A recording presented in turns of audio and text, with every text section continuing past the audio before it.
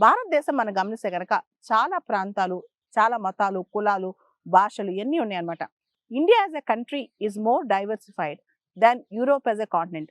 Europe అనే ఖండానికి ఉన్న డైవర్సిటీ కంటే కూడా ఇండియా ఒక దేశంలో ఎక్కువ డైవర్సిటీ ఉంది. అంటే ఆ భిన్నత్వం భారతదేశంలో ఎక్కువ ఉందన్నమాట. అయితే మన దేశంలో దాన్ని ఎక్స్‌ప్లోర్ చేస్తున్నామా? ఇదే పెద్ద క్వెషన్.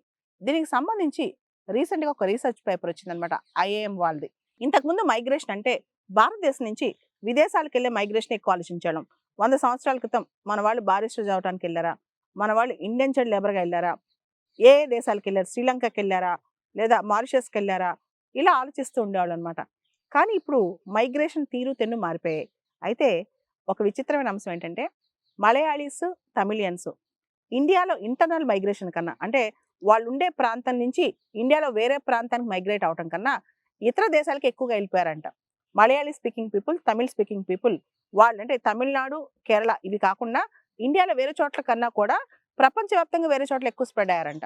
మనం చూస్తే ట్రెడిషనల్‌గా తమిళ్ మాట్లాడేవాళ్ళు ఎక్కువగా సౌత్ ఈస్ట్ ఏషియాలో ఈ తమిళ్ స్పీకింగ్ పాపులేషన్ ఒకప్పుడు చాలా పెరిగిపోయారనమాట. ఇప్పుడు వాళ్ళు యూరోప్, అమెరికా ఇలా చాలా ప్రాంతాల్లో కూడా వాళ్ళ పాపులేషన్ పెరిగిపోతుంది. అంటే తమిళ్ స్పీకింగ్ పాపులేషన్ ఇండియాలో వేరే రాష్ట్రాల కన్నా కూడా ఫారిన్ కంట్రీస్‌లో ఎక్కువ పెరిగిపోతుంది.